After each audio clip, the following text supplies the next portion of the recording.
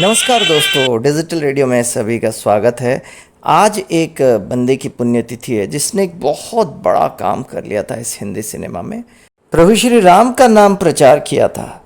रामानंद सागर ने रामायण बनाई थी, उसके म्यूजिक डायरेक्टर हैं। जी हाँ, रविंद्र जैन साहब की आज पुण्यतिथि है। कौन दिशा में लेके चला है रे बटोहिया, है ठहर ठहर ये सुहानी सी डगर ज़रा देखने दे।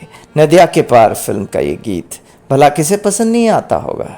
इस फिल्म के सभी गीत शानदार थे और सभी को तैयार किया रविंद्र जैन साहेब ने। आज रविंद्र जैन साहेब जी की पुण्यतिथि है 2015 9 अक्टूबर को। रविंद्र जैन जी हम सबको छोड़ के इस दुनिया को अलविदा कह के चले गए थे। किसी चमत्कार से कम नहीं थे वो।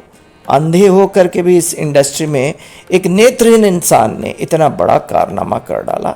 ये तो ईश्वर की कृपा का सबसे बड़ा प्रमाण है। लोग जो विश्वास नहीं करते हैं कला के ऊपर, माता सरस्वती की कृपा के ऊपर, ईश्वर के ऊपर, वो विश्वास कर जाएंगे कि नारायण भक्त श्री राम कृष्ण के भक्त रविंद्र जैन ने कैसे म्यूजिक एक के बाद लगा दिया और किस स्ट्रगल करके वो आया, किस तरह मुश्किल राहों पर चलकर, कांटों पर चलकर वो आया और अंधा होकर के उसने अपना मकाम बनाया उन्होंने।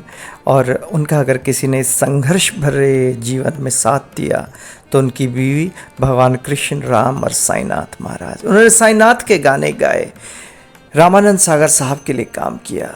उनको चुना गया था स्वर्ग से कि वो रामायण के गाने गाएंगे और रामायण की मिठास चारों तरफ फैलाएंगे। उसकी ध्वनि की शक्ति, सकारात्मक शक्ति लोगों तक, जन जन तक पहुंचाएंगे।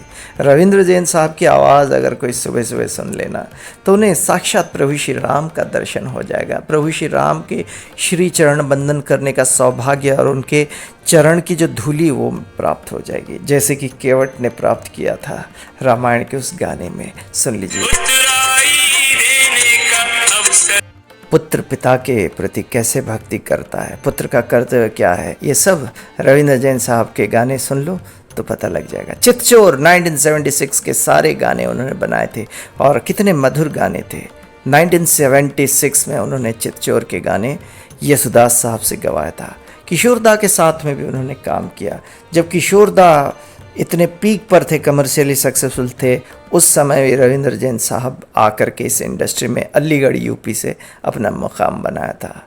और जैसे जैसे कमर्शियल गाने गाते गए, उनको तो प्रभु श्री राम कृष्ण को खींच ही लेना था और उन्होंने खींच कर ऊपर वाला जिसके लिए जो मंजिल तय करता है वहाँ पहुँचा ही देता है, चाहे देर से ही सही या थोड़ी जल्दी है। और रामानंद सागर के साथ उनकी ट्यूनिंग जम गई। वो भी राम भक्त, ये भी राम भक्त। सुनते रहिए डिजिटल रेडियो। जब घाट